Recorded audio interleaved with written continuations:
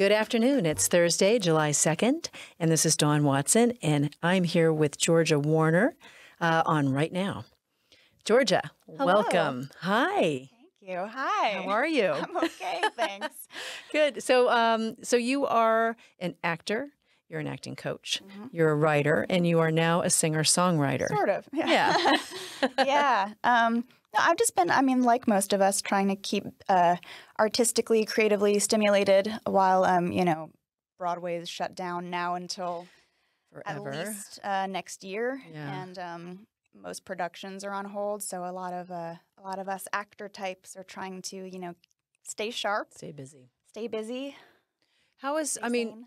So there's no Broadway, obviously. Television shows are very scant at this point, and it's not anything that hasn't been already filmed is kind of, unless you're doing Zoom acting. Right. Well, cartoons is one area because, it's only voiceover, which you can Right. do separately. So Yeah. that, I think, hasn't been affected too badly. But yeah, voiceover is still happening. You're still happening. So are you still being Everything able else. to be sent for work? Is that A little bit. A Yeah. lot of the things I'm being sent out for now are, shooting in September pending right? pandemic updates and all that kind of stuff. So, yeah, things have been a little bit on hold. So a lot of actors, I have a writing partner, and I was saying to them the other day, it's like we're on a mandatory open-ended study hall, Right.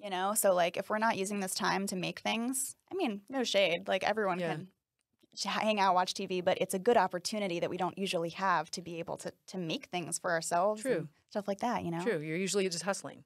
Usually just Yeah. hustling. Yeah. I've written 3 pages away from having finished my first pilot during this time period. I wrote my Wow. first song, Wow. and then another song, and I've been teaching classes online still, which is great because I've been acting coaching for a while. I started doing group classes in September of last year, and now I've moved my class to Zoom, which I thought was going to be really weird, but it's an on-camera class mostly anyway, so Yeah. it's kind of great. Yeah, it's kind of cool actually to see yourself from some of the Zoom meetings I've done where I'm like, ooh, I can see that. I can see how the lighting is. I can see how I Yeah. look. I can see how I sound.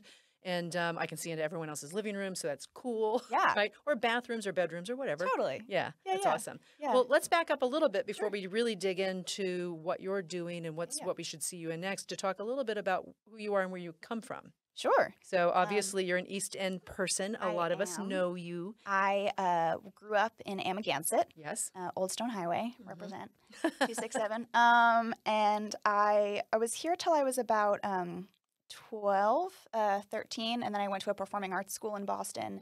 I was in Boston, New Hampshire. I went to college in North Carolina.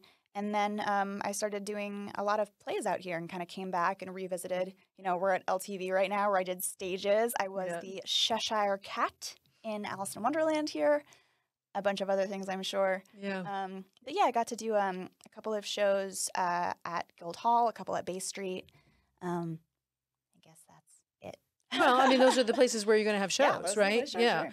I Yeah, right out remember here. now the first time I saw you on stage had to be Equus at Guildhall, Yeah, and that's a long time ago. it's now. exactly 10 years ago. Wow. It closed, I think, 10 years ago today. Wow. Isn't that Oh, that's so wild? cool. Yeah. This is Yeah, I fortuitous. didn't even think about it. Wow. Oh, Pretty nice. serendipitous. A little homecoming Yeah. of sorts. That's Mhm. amazing. 10 years ago, my God. And then I saw you in Cripple of Inishman, Yes, which was amazing. that was super fun. And then you were Very in different roles. Very different. Yeah, Very you were different quite roles. saucy in that role. I was quite saucy Yeah. in that role. as opposed to being quite sassy, perhaps in Equus. Yeah, or more. I would think in Equus, she was very supportive. She was sweet and supportive, Right. whereas Slippy Helen is I don't know if I can say the word, Yeah, but she's not A nice. bad gal. She's a bad gal. Yeah, with some salty Naughty. language. Yeah, huh? Mhm. Yes. Aggressive. And then in Bay Street, you were in Of Mice and Men. And I guess I did Of Mice and Men Yeah. for my second time, which was awesome because I got to do it in Salt Lake City, and then I got to do it here, and I would do it a billion times more. I love that place so much. Yeah. And then, and before that at Bay Street, I'd done The Jews in the Attic. Help me out. Yes. Frank. Anne Diary of Frank. Anne Yes, Frank. I saw that too. God, it's like I'm your stalker. Wow. Wow. Hey, honored. Jason, can you put up the photo of Georgia in Of Mice and Men? I love Of Mice and Men. And that's, a John Steinbeck novel, of course. And so they bring us back to the East End. Everyone's got roots out here. Yeah, man. exactly. It's pretty cool. Another thing that I really true. I've seen you in The Deuce, where you played a Yes. pregnant smoking, drinking woman. Woman of the night. Yes. Yes. I forgot about that. I somehow blacked that out. It's like, I'm friends with your mom. I can't remember that part. Yeah. And then you were younger, and you were one of the buxom Pam Pams. I was a Pam Pam. How did it feel to be like in a loincloth?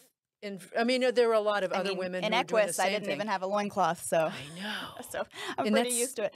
That was big, but I remember we talked because I interviewed you about that a couple of times, and you just said you're like, this is my body as an actor, and this is part of the role. This is part of the character. So you didn't freak out about that. I felt like it was my Naked Jill costume. Yeah, it wasn't exactly. my body. It was the outfit I wear when I'm Naked Jill. It happens to also be my naked body. Yeah, no, my mom, Bridget Leroy, for those of you who don't know, it's like my Ferris Bueller mom. I say everywhere I go in the world, someone's like, "You're Bridget Leroy's daughter?" Exactly. She saved my baby. And I'm like, no, she didn't. She birthed my chicken. No, she saved my baby. She raised a barn for me. But Mom, when I got on Younger was my first TV gig, which was really exciting. I love that show, by the way. Yeah, it's a pretty popular, cool show. Yeah.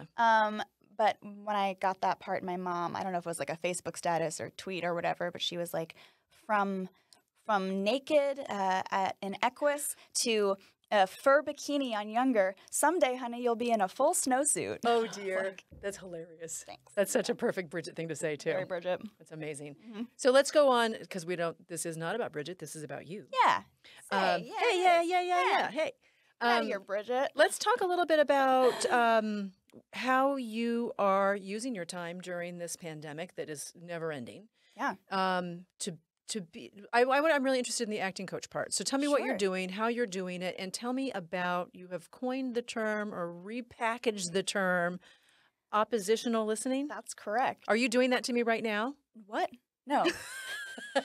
No. Okay. No. Well, kind of. I mean, it's something we do involuntarily in life. I mean, a lot of what I teach is trying to like replicate what we do in life in imaginary circumstances, trying to get us to like tap into how we live generally. Right. To be real.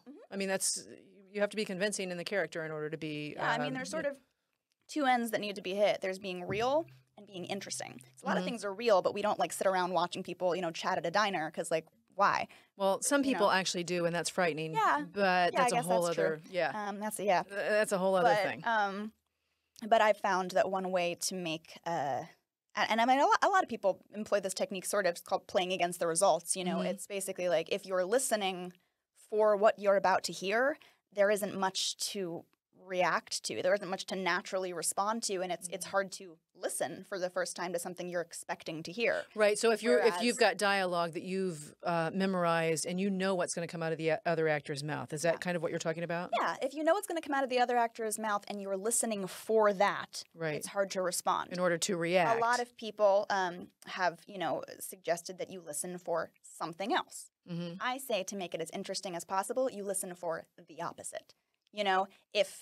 If someone is about to break up with you in the scene, be expecting them to propose. If it makes sense, you know what I mean? Right. I'm not saying that, and I tell my students, like, that's not like across the board applicable, but I think in certain circumstances, people like to see actors process. People like to see people go through, human emotions, and I think that's like a cool way to do it. You could also like rename that Claire Danes face.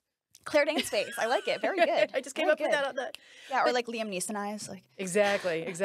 Just as long as you are not Ted Danson hair. Yeah. Oh no, I wish. I don't know. I know. It was him and Richard Gere who had a house here for a long time ago. But I remember people would always say he acts with his hair. I'm like, what does that mean? I love that. Yeah. Yeah, I've heard also backting, like when you have your back to the camera and you're back acting. Exactly. But so I started coaching like years ago, and then recently, like a year ago, about started doing these group workshops. And I wasn't calling myself a teacher. I was just like, facilitating the workshop. Right. Using your expertise. Yeah. Like it kind of morphed into like, I think I'm a pretty good actor. But I realized that when I coach people, they book the jobs. So I was like, oh, this feels really fulfilling for me to kind of take someone and just sort of, and not directorially, not say, I think you should do this, but say, what are you trying to do? Let me help you do that to the max that you can. And what's been great, I mean, I was totally freaked out when, it was mid-class that I was teaching that this happened. We moved to Zoom, and now it's great because now I can work with people anywhere. Right. I have like 3 people in my last class were in Philadelphia. I've been coaching a guy from LA, so it's kind of cool that it's So your tentacles are now everywhere. Yes. Although tentacles is probably not a word we want to domination. actually. Whoa. That's not a good. I'll work on my evil laugh. That's it for me. I don't know. But the workshop is called The Seasoned Actor. Which is sorry. No, I was going to ask you. That's perfect. Yeah, it's because I'm lucky that I've gotten, I come from a very theatrical family, and I've gotten a lot of diverse theatrical training. When you get enough of it, it can be kind of, hard to work through what to use when and what's most valuable. And I have explained to people in the past, not explained, people ask me what technique I use. I'm like, I have a little spice rack, and I think if I'm making oatmeal, like I'm not gonna put paprika in it. Might put a little cinnamon. Right. If the only spice in your spice rack is paprika or cinnamon or rosemary or whatever, there's only so much you can do. Right. So I felt like when I work with people, I'm going, okay, you naturally have a lot of salt, sugar, whatever. Right. Here's what you don't have, and here's how we put it in. So I feel like I'm seasoning the actors. Right. So it's called The Seasoned Actor. I like it. And how does one come and learn more about this? How do they sign up? Where do we go? Yeah, there's a website, theseasonedactor.com.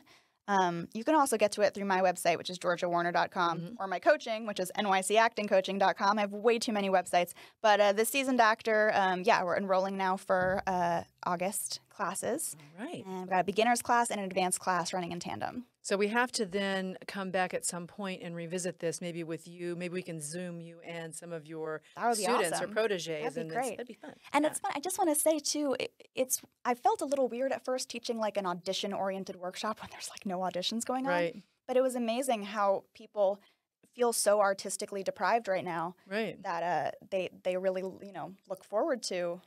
And I have students in their 70s. I mean, it's not like this is not like a lot of working actors, and they just need a way to keep, fulfilled. Well, you have to hone your craft. And it's not like there's no overnight success, and there's no someone who says, okay, I'm an improv actor, and then that's all they do is just right there. I mean, you have to train for this. So this is perfect. Totally. Well, we're sadly, I knew this was going to happen because this happens, as we talk.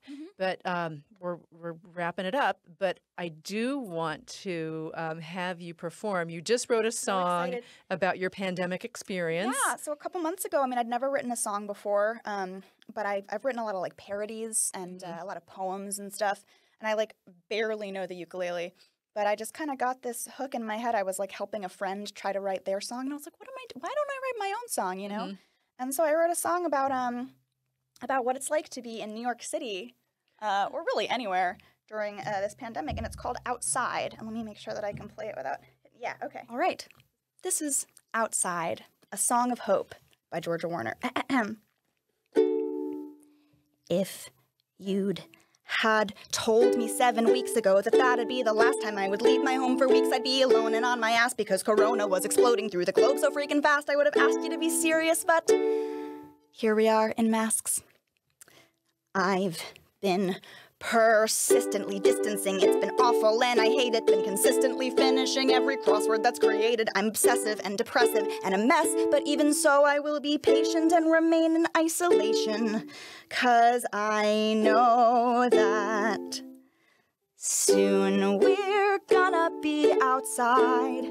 We'll be running around and soon we're gonna see the sky isn't crumbling down. Embrace the trees, the seas, the land. Be face to face and hand in hand. Yeah, soon it's gonna be okay. But still, for now, I'm spending hours making filters on the gram while trying to filter out the fools who run their mouths as best I can, 'cause I get trapped in all the rabbit holes. I give half a damn and I'll be posting on the socials of these yokels I can't stand. I've been rewatching The Office, which has been vital to my spirit. Been ignoring the stories about shit I don't want to hear, and been resenting my attempting meeting fellas on my phone. It's like a joke how many folks like me are equally alone. But soon we're we're gonna go outside, have the run at the town, and soon we're gonna know the sky isn't crumbling down. Embrace the breeze, lie in the sand, be face to face and hand in hand. Yeah, soon it's gonna be okay. And all the wasted days that we've been spending, that feel surreal and seem so never-ending, they'll fade away and leave instead a day that's so much sweeter than the day before, the moment when our lives stopped cold. But someday we will be outside, having fun in a crowd, and someday we will see the sky, feel the sun in the clouds, and be amazed as we all stand there, face to face and hand in hand. Yeah, soon it's gonna be, oh soon you're gonna see that soon it's gonna be okay.